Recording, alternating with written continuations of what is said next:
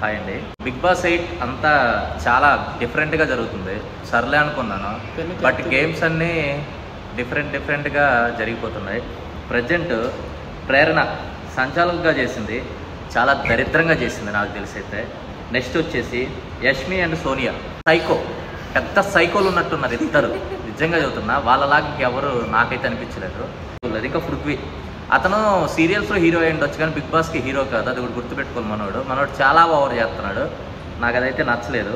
Next వచ్చేసి నాబెల్ వరకు game పరంగా చాలా బాగా ఆడాడు. అభి కూడా రాంగ్ ఆడాడు. ఆ సాక్స్ గేమ్లో అభి బ్యాక్ లెగ్ కిక్ పెట్టుకున్నాడు, తనకి కరెక్ట్ అంట. అభి ఏది మన నాబెల్ అనే వ్యక్తి బ్యాక్ పెట్టుకునే ఏది లెగ్ని ఇట్లా తీసుకున్న దానికి రాంగ్ అని చెప్పి అవుట్ అని చెప్పేసి ఇచ్చేసింది. నిజంగా ఈ బిగ్ బాస్ 8లో ఇంత దరిద్రంగా ఉంటుందని నేనైతే అనుకోలేదు. నిజంగా అంతా ఫ్రాడ్గా జరుగుతుంది. వాస్తవానికి విన్నర్ వచ్చేసి నిఖిల్ అవ్వాలి. నిఖిల్ ఏది మన విష్ణుప్రియ లెగ్ని హ్యాండ్తో టచ్ చేసిందని చెప్పేసి నువ్వు డైరెక్ట్ డిస్క్వాలిఫై చేసావు. మరి నిఖిల్ని లెగ్తో పుష్ చేసి తొక్కాడు కదా, మరి అప్పుడు ఏం చేశారో మీరు నాకు అర్థం కావట్లేదు. బిగ్ బాస్ అసలు ఏం జరుగుతుందో నాకు అర్థం కావట్లేదు. చాలా వరకు జనాలకి చూసేదానికి కూడా చిరాకు వచ్చేస్తుంది. అదొకటి కొంచెం చూసుకోవాలని కోరుకుంటున్నాను నేను. నాకు తెలిసి ఇంకా విష్ణుప్రియ అయితే గేమ్ పరంగా బాగా ఆడింది, కానీ లాస్ట్ లో సంచాలకుని ఆపోజిట్ గా మాట్లాడడం అది నాకు నచ్చలేదు.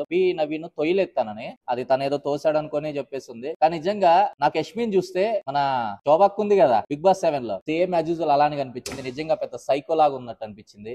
గేమ్ లాగా ఆడడం నేర్చుకో, చేత కాకపోతే పక్కన వాళ్ళు తాడిచ్చు. యాజ్ నువ్వు కెప్టెన్ గా అయ్యి, నాకు తెలిసి అఖండ కెప్టెన్ 9 కా ఓకే గుడ్ బాగానే ఉంది. తర్వాత కెరటాలు కెప్టెన్ నిఖిల్ కూడా బాగానే నలుగురితో బాగానే మాట్లాడుతున్నాడు. అంతులేని వీర్లు ఆ పేరు చెప్పుకోవడానికి కూడా నీకు వాల్యూ లేదని అనుకుంటున్నాను యష్మిన్. నీకైతే నాకు తెలిసి కరెక్ట్ అనిపించట్లేదు.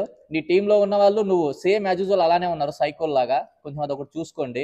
గేమ్ లాగా ఆడడానికి ఏదో గేమ్కి వెళ్ళినప్పుడు అలా ఉన్నాడు. గెలవడానికి ఆడేది వేరు ఉంటది, మీరు మాట్లాడే విధానం. ఎవరైనా అవుట్ అయితే స్లెడ్ చేస్తున్నారు. ఎలా ఉంటే మన ఇండియా మన ఆస్ట్రేలియా ఆడుతాం కదా క్రికెట్, అలా ఆడినప్పుడు మీరు చేసే విధంగా ఉంది. బిగ్ బాస్ 8 లో నాకు తెలిసి నాగార్జున గారు ఈ వీక్ లో మీరు వచ్చి ఏం చేస్తారో ఏం మాట్లాడతారో తెలియదు, కానీ ప్రతి ఒక్కరి గురించి జాగ్రత్తగా మాట్లాడండి.